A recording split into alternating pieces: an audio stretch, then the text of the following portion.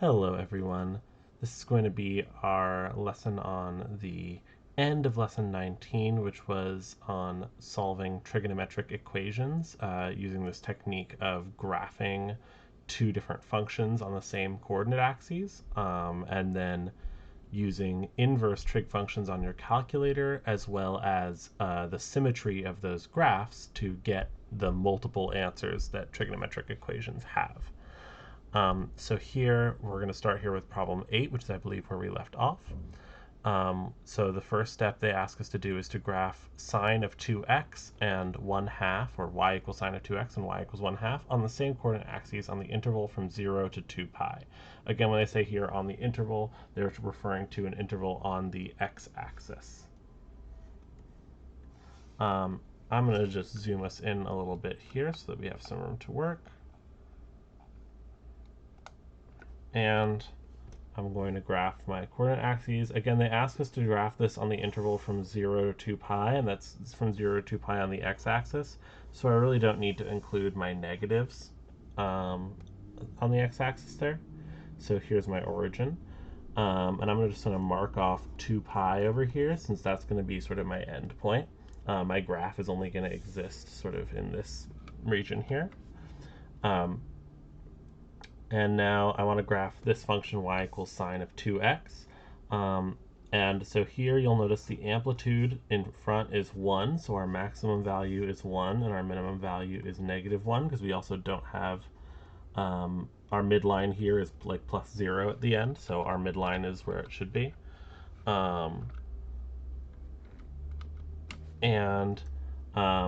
There's no phase shift or anything like that. There's no adding or subtracting inside the argument there. There's just this number here that's going to sort of squish our graph a bit. It's going to make it happen twice as fast, which means twice as much is going to happen in one period as would normally happen.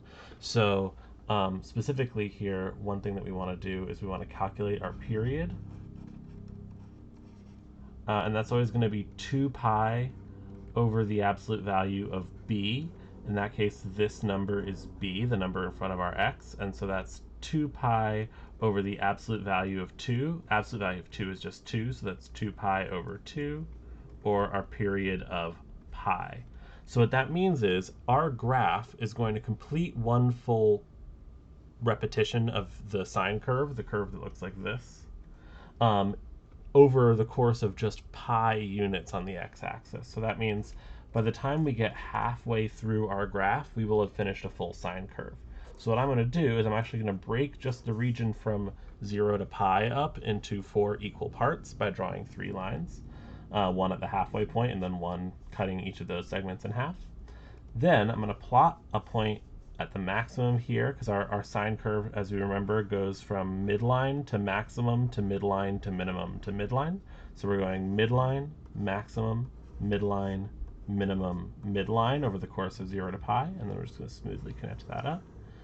And this is one period of our function, but because they asked us to graph on the interval from 0 to 2 pi, not from 0 to pi, we're just going to repeat this on the second half, since it's going to have another full period in that time. So we start at the midline, go to the maximum, the midline, the minimum, and back to the midline, and we curve and curve. So that's our graph of y equals sine of 2x. And now we also want to graph y equals 1/2. 1/2 is right here between 0 and 1. And so the line y equals 1/2 is just this horizontal line passing through. And you'll notice it intersects the function at 4 points on this interval, which means we're going to have 4 solutions.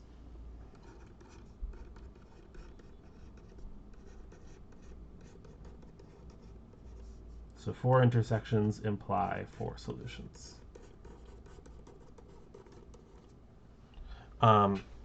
Now, what these intersection points are is a little tricky. If we knew one of them, it would help us out a lot. Because, for example, I'm noticing that if we knew this one here, the distance from this one to this one that looks like it's kind of at the same point on the next curve over is pi units, right? And so that's one way. If I knew this first one, I could get this third one. And then similarly, the second one to the fourth one is pi units. But if I knew the first one, I could get the second one by using the fact that this distance on the x-axis, the distance between 0 and our first red dot's x value, is the same as the distance between the second dot's value on the x-axis and this point here, which would be at pi over 2. That tells us if I know the x-coordinate of this, I subtract that from pi over 2 and I'll get the x-coordinate of this. And so in that way, we can get all 4 of these dots if we just know one of them, right? I used the example of knowing the first one, but maybe we end up finding out a different one. So let's see if we can figure out one of these. And the way that we're going to do that is we are just going to, I mean, technically speaking, this is an easy enough problem that you could use the double angle formula here. But there's an easier way to do it. Just on your calculator,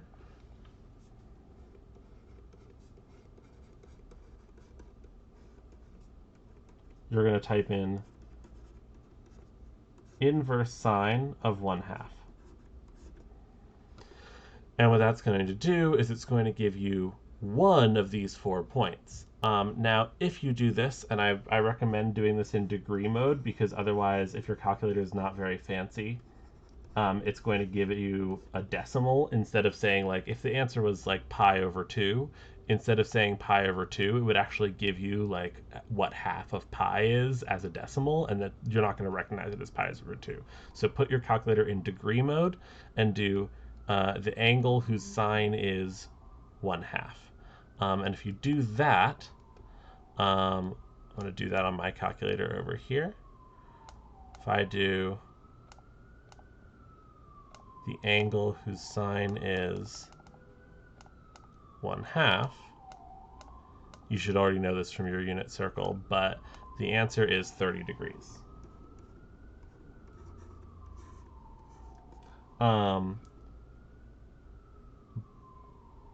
But, and here's where I've made a mistake already. We actually want to go back a little bit here. This would be if I had sine of x equals 1/2, right? But that's not what I have. So we're going to pause on putting stuff into the calculator for a second, so I apologize there. What we have is sine of 2x equals 1/2.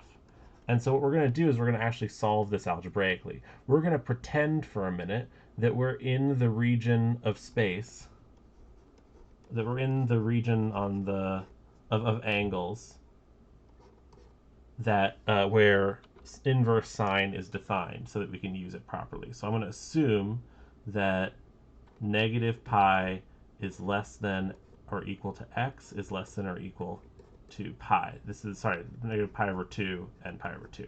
That's what I should mean to say. This is the region over which the inverse sine function is well defined. And if you look at it on our graph, that's this region here, which actually includes a bunch of our answers here. So we're okay. It's not gonna not have an answer for us. Now, if I take the inverse sine of both sides, so I do sine inverse of sine of 2x equals sine inverse of 1/2, these over here are inverse functions because we assumed this, right? Where they only work this way if we assume that we're in that range. But we did assume that, so these are inverse functions, and they cancel out, and we get 2x equals inverse sine of 1/2. So what we actually want to put into our calculator for solving for x here is inverse sine of 1/2 divided by 2. So in my calculator, I'm going to do sine inverse of 1/2 divided by 2, which at this point, because I already told you that sine inverse of 1/2 is 30 degrees, that's going to give us 15 degrees. So we know that one of these angles is 15 degrees, and the question is which one of these 4 dots is 15 degrees. Here's where you have to think about the position of these dots, and remember that like uh, these x values are these angles, right? So if this is pi over 2, this is 90 degrees.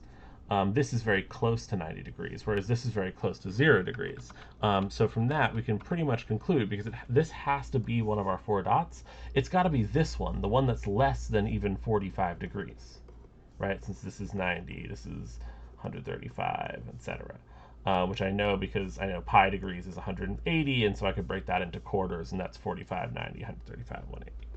So because our answer is less than 45 degrees, the only dot that makes sense is this first one. And now we can find all of our angles, and I'll do it in this example. I'll find them all in degrees, and then we'll just convert everything to radians at the end. So I said before the distance from here to here is pi. The distance from this dot to this dot is pi radians, which is the same as 180 degrees. So that means that this has to be 15 plus 180, since this one here we just said is 15 degrees, right? So if that's 15 plus 180, that's going to be 195. So I'll start my answers over here. We've got 15 degrees, 100, well, I'll leave a blank for the second dot, 195 degrees, and then we'll have a fourth one.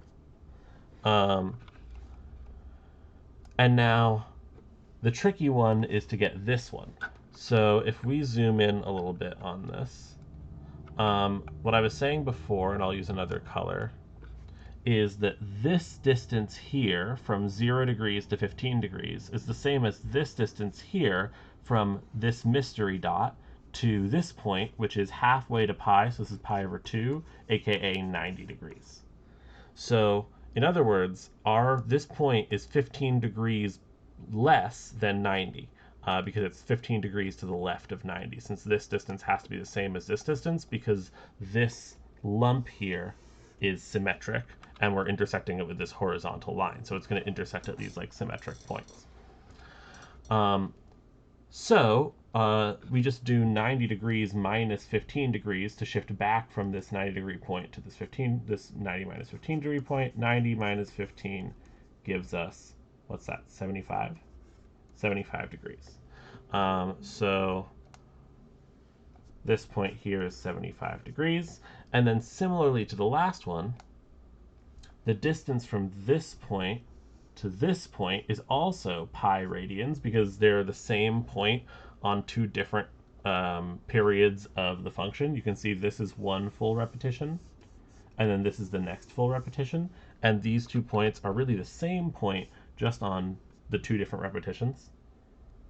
And that's because the period of our function we found to be pi. This is also going to be pi, or 180 degrees apart, which means I just add 180 to my 75, which is where I was before, to get our final answer here. 180 plus 75 is going to give us 255. And so these are our answers, but they did ask, if you remember, they asked for our answers on the interval from 0 to 2 pi, not from 0 to 360 degrees. So we're going to match our answers units to the units they used to ask us the question. So we're going to just convert all of these into radians. So we're going to just, you can, one easy way to convert degrees to radians if you have a calculator, instead of actually multiplying by pi over 180, just divide it by 180 and simplify the fraction, and then put a pi on top. So, 15 over 180. I think 180 goes into 15, what is that, 12 times? Yeah. So that gives us 1/12. And so if it's 15 pi over 180, that's just going to be pi over 12. 75 over 180. Well, if we think about it in 12, 75 is what, 15 times 5? And so this is going to be 5 pi over 12. Again, if you need to actually work out this simplification, take it a little slower, that's totally fine. Then 75 pi over 180. 195 pi over 180. This one I'm going to use a trick in that this is 180 pi over 180 plus 15 pi over 180. So that's 1 plus 1/12. So this is 13/12, 13 pi over 12. And then this last one, 255. Let's see, 255 pi over 180. This one, honestly, I might just do this with a calculator. 255 over 180 as a fraction is going to be 17/12. So this is going to be 17 pi over 12.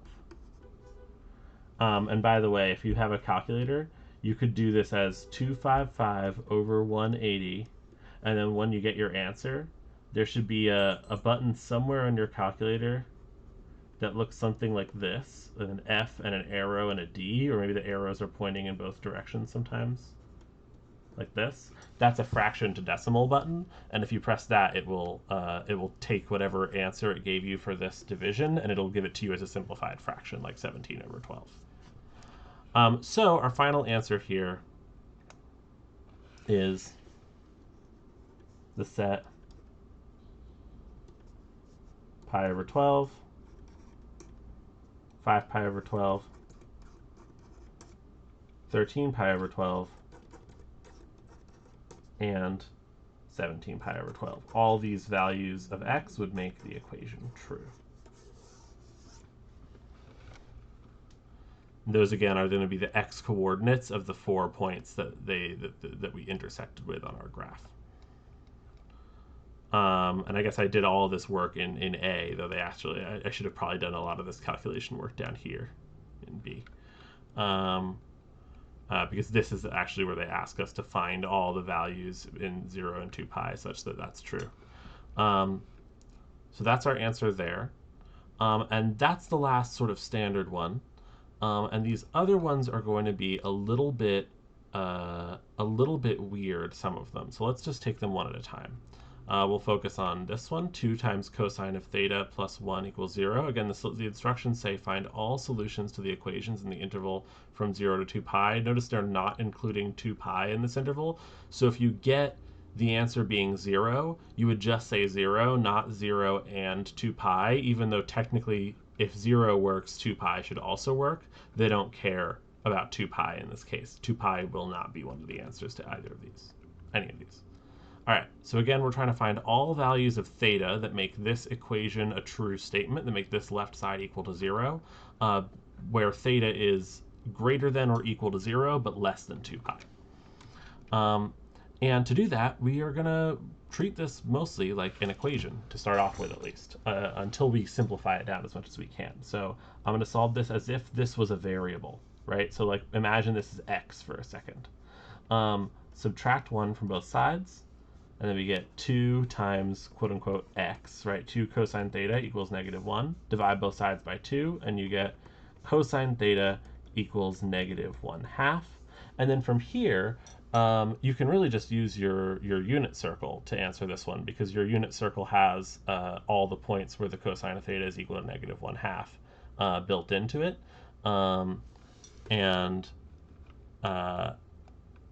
But you could also go into your calculator. You could also do the graphing version of this, right, where you graph cosine of theta, and you graph -1/2 like this, and you see that it hits it at 2 points between 0 and 2 pi. 2 pi is over here, so we're going to have 2 solutions.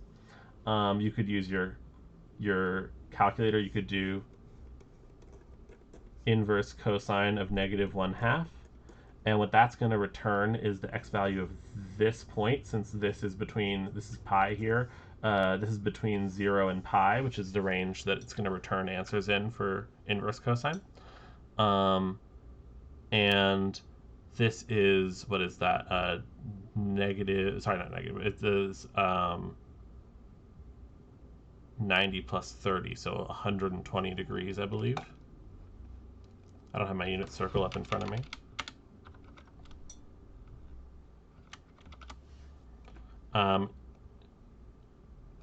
Yeah, it's 2 pi over 3 radians, which is 120 degrees. So that'll give you 120 degrees, or 2 pi over 3 radians. And so that's the coordinates, that's the x coordinate of this point, again, because this is a number that's less than pi. And we have one answer that's less than pi on our graph and one answer that's greater than pi. And then we're going to use that to find our other answer, which is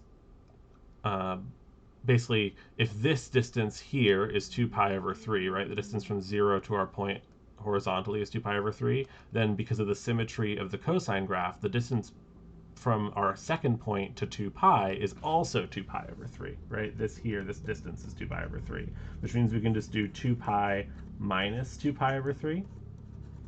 And that's going to be 2 pi is like 6 pi over, it's like 6 pi over 3, so this is going to be 4 pi over 3. So our second answer is 4 pi over 3. Again, you could have gotten these both from the unit circle, since -1/2 is a value that appears on the unit circle.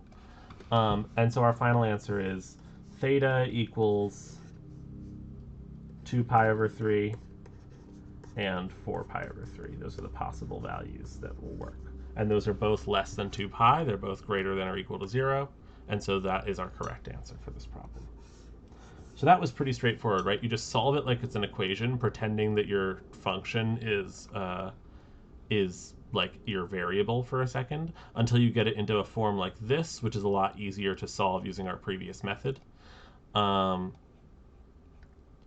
again, you could even see to get from here to here, you just have to assume theta is or like 0 is less than or equal to theta is less than or equal to pi, right? And then you're allowed to take the inverse cosine of both sides, which would give you like theta equals cosine inverse of 1/2, which is or -1/2, which is exactly what we did to find theta there. All right, let's move on to this next problem. 4 sine squared theta minus 2 equals 0. So here we're going to have to do a little bit more work, just because it's a slightly harder equation, but it's not very hard. This is still some middle school stuff. We add 2 to both sides. We get 4 sine squared theta equals 2.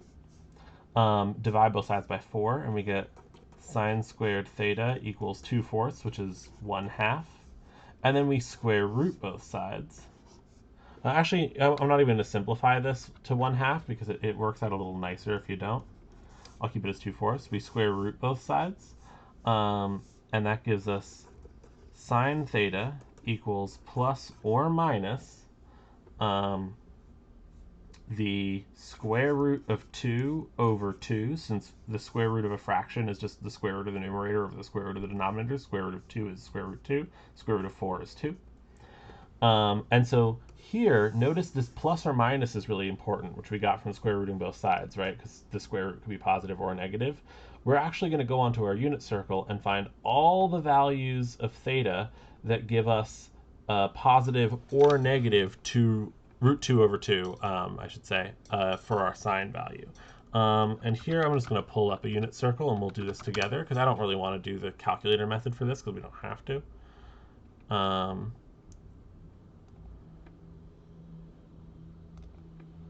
Let me just pull up a nice unit circle for us. So if we look here, we're looking for anywhere where the y value, because that's our sine, is root 2 over 2 or negative root 2 over 2. So it looks like we have one here at pi over 4 radians. We have one over here, root 2 over 2, as our y value here at 3 pi over 4 radians. Down here, we have another y value of negative root 2 over 2 this time. We're looking for both negative and positive, and that's at 5 pi over 4. And then our last one over here is at 7 pi over 4. So it's odd numbers of pi over 4. Pi over 4, 3 pi over 4, 5 pi over 4, 7 pi over 4. So our final answer is the angle which makes this equation true is either pi over 4 radians, 3 pi over 4 radians, 5 pi over 4 radians, or 7 pi over 4 radians. Now this problem would be very easy to only answer with two of these if you forgot this plus or minus here. So remember, when you take a square root, you get both a positive and a negative answer. So we were looking for any angle between 0 and 2 pi that had a sign value that was either positive or negative root 2 over 2. And that's why we got 4 different answers here. All right, let's move forward. 2 times the tangent of theta plus 3 equals 5 plus the tangent of theta. Now this is the ugliest one we've seen so far, but luckily both of our trig functions are the same, so hopefully we can work something out. First, let's distribute this 2 here. So we get 2 tan theta plus 6. Please don't forget to distribute to that 3 equals 5 plus tan theta. Again, we're solving for tan theta here. Just treat it like it's one thing. And now I want to move all my tangents to one side and all my numbers to the other side. So I'm going to subtract tan theta from both sides just to cancel this out. That gives me 1 tan theta plus 6 equals 5. Subtract 6 from both sides, and I get tan theta equals negative 1. We did this in an earlier problem. The tangent of theta is equal to negative 1 if the sine theta over cosine theta is equal to negative 1, since tan is sine theta over cosine theta. Well, that's another way of saying that the sine and the cosine have the same size but opposite signs, right? They're the same number with different signs. If I bring in my unit circle, that only happens in 2 places on the unit circle. It happens right here at this sort of halfway point where the x value and the y value are the same, but they have opposite signs. That's at 3 pi over 4. And it happens right over here at 7 pi over 4, where again, they both are root 2 over 2, but one's positive and one's negative. That doesn't happen anywhere else on the unit circle. So you could use your calculator, do inverse tangent, and it would give you, I believe it would give you 7 pi over 4, it would technically give you negative 45 degrees, which is coterminal with 315, which is 7 pi over 4. And then you could figure out the other one with symmetry from a graph, but we did that problem actually earlier on the worksheet. So we're going to say it's 3 pi over 4 and 7 pi over 4, and we're going to be done with it.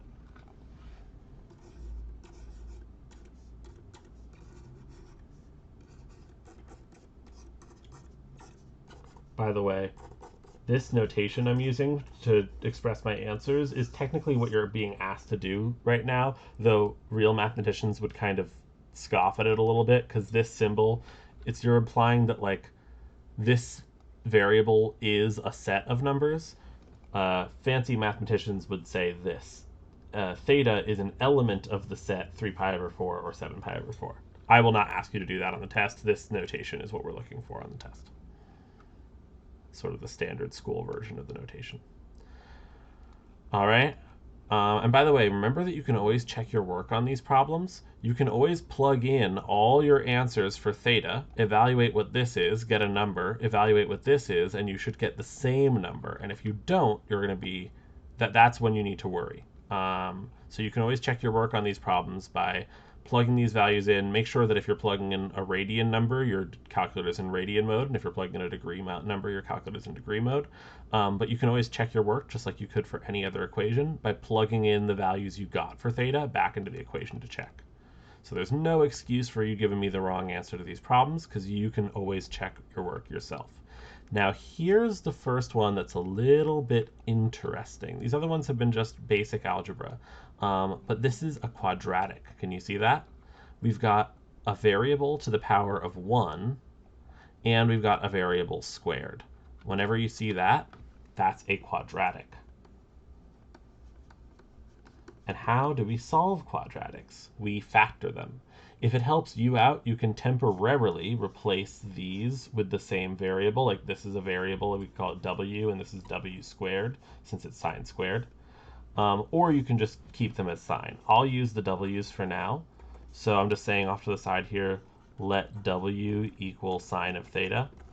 You could use whatever variable you want. I'm just using w. I often use that as like a substituting variable. So if I see a w in my problem, I'm like, wait a minute, I shouldn't have a w in my final answer. I substituted something. So here we now have rewritten our equation just by replacing our sine of thetas with w's, and we have this quadratic. And we can try and factor this quadratic, or we could solve it with the quadratic formula. Either way is totally acceptable. Let's see if this factors. Let me think about this for a second. I think this does factor. I think this factors into 2w plus 1 and w minus 3. You can check that yourself, but that should work out. My thought process was if I have two factors of, oh wait, no, it doesn't work. It doesn't work at all.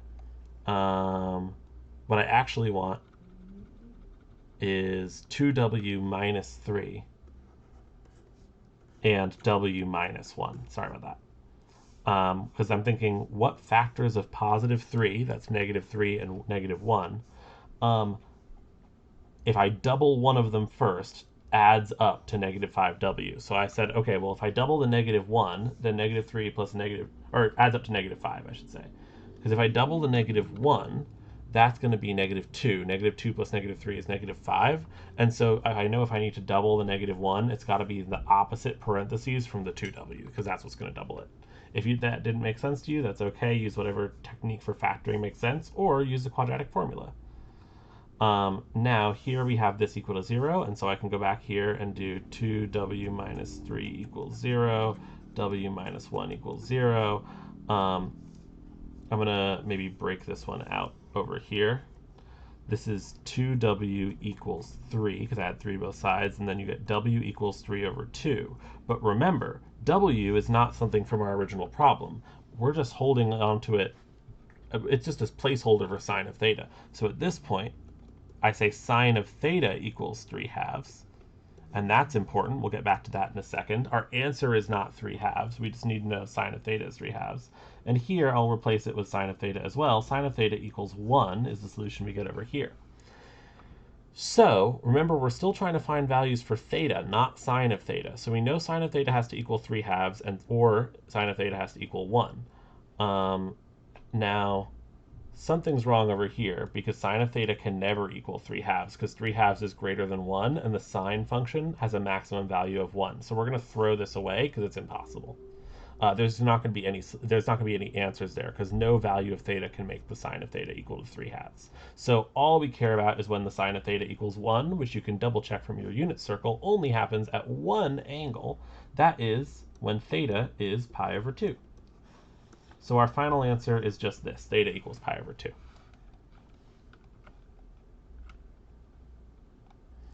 And our last problem of the day, this one requires us to use one of our identities from our reference sheet. This requires us to use our double angle formula for cosine. Because notice that the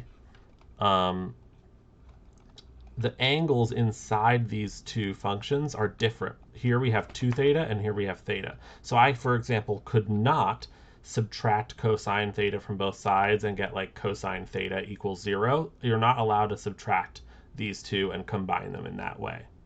Does that make sense? Like I'll say over here, cosine 2 theta minus cosine theta is not equal to cosine theta. They don't simplify in that way. What does simplify, 2 cosine of regular theta minus 1 cosine of theta is equal to cosine of theta. That's good. But we don't have that here, so that doesn't matter. That's just a common misconception I want to clear up there. Remember that these are in the argument, and when something's in the argument, it's locked down. You can't do like simplification tricks on it unless you have a rule like our cosine double angle formula. As a reminder, our cosine double angle formula, I'll put it over here in a different color, is that the cosine of 2 theta is either equal to cosine squared theta minus sine squared theta, or it's equal to 2 cosine squared theta minus 1, or it's equal to 1 minus 2 sine squared theta. And when I say or, I mean it's actually equal to all 3 of these. You just get to pick whichever one is most useful for your situation. These things are all these 4 expressions here that I've written in pink are all equal to each other. So you can convert between any of them as you wish. The thing that I think is going to be most useful for us in this problem is this one, because it doesn't have any signs in it. And when you're solving a trigonometric equation like this, you don't really want to mix sines and cosines if you can avoid it. It's possible to deal with, In certain problems, you have to, but if you can avoid it at all, it's best to avoid it. And so I'm going to replace this with this circled expression here, since they are always equal. So now I have 2 cosine squared theta minus 1 equals cosine theta. And if I subtract cosine theta from both sides, I get this. And it becomes very clear that what we have once again is a quadratic, because I've got a cosine theta and I've got a cosine squared theta in the same problem. So I could do the same thing as before and replace these with w's if I want, or I could just keep it like this as I factor, just like, think of this as the variable squared and think of this as the variable and factor as normal without renaming them. Again, it's up to you. I'll do the other method this time where I keep writing them as cosine squared instead of using like this w substitution that I did last time. But if you prefer the w substitution or whatever variable substitution, you can do that. So we're solving this equation now because it's equivalent to the original equation. And we ask ourselves, does this factor, 2x squared minus x minus 1, does that factor? I think this one might not. Let's think about that. 2x squared minus x minus 1. No, this does factor. This factors into 2 cosine theta plus 1 times cosine theta minus 1. My logic here is that negative 1 times 1 equals negative 1. If I multiply this by this, I get negative 2 cosine theta. If I multiply this by this, I get positive 1 cosine theta. Those add together to negative 1 cosine theta. And then obviously this first term times this first term gives me that. So this works out. And that's equal to 0 still. We need it equal to 0 to be able to do this next step where we set each factor equal to 0 and solve. So we have 2 cos theta plus 1 equals 0. That's 2 cos theta equals negative 1, which is cos theta equals negative 1/2. We've done that earlier today, so we'll talk about that in a second. And then over here, we just get cos theta minus 1 equals 0, which of course just means cosine theta equals 1. And again, from your reference sheet, you can check what angles are associated with a point with an x value of 1 and what angles are associated with a point with an x value of negative 1/2. If we pull up our unit circle here, an x value of 1 happens only here at 0 radians, so one of our answers is 0. That's this one here, theta equals 0. That's one answer. And then cosine of theta equaling negative 1/2 happens twice. That's when the x value is negative 1/2, so that's over here and over here at negative 2 pi over 3 right here, and at 4 pi over 3 right here. Why did I say negative 2 pi over 3? At 2 pi over 3 and at 4 pi over 3, they both have an x value of negative 1/2. So that's theta equals, and you can use this notation too, 2 pi over 3 comma 4 pi over 3, though because we got these in two separate places, I would probably have my final answer be off to the side like this, 0, 2 pi over 3, 4 pi over 3, just so I don't miss that you got all three answers. Like if I just saw this, if you forgot to box this in or something. And so those are our answers. Again, you can always plug them back into the original equation, which is this one, cosine 2 theta equals cosine theta. And all three of these values should work, and no other values should. Again, I know we did a lot of work on these, but I remember the general rule for these were nice because you had all unit circle values, so we didn't have to resort to doing all this graphing. Frankly, this one also had a unit circle value. I just did the graphing to help you see the symmetries. Or no, this one didn't have a unit circle value. Sorry, it had like a half unit circle value. It was this one that I did the extra graphing on.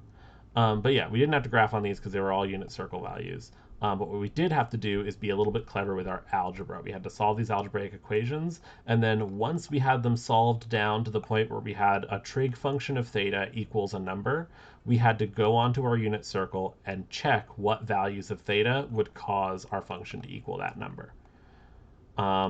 I don't think that I would see a problem on the test where these aren't unit circle angles. Um, there are going to be problems without unit circle angles, but they're going to be much more like this one that we did in problem 8, where it's you find one of the answers with your calculator by doing an inverse trig function. Um, and by the way, it won't always come out to a nice number like this, even if you're in degree mode. If it comes out to a decimal in degree mode, then switch to radian mode and just use that decimal instead. Um, but you can still use those symmetry tricks to find the answers there. Um, if you have questions about this, please let me know. Have a wonderful rest of your day, and I will see you on Monday.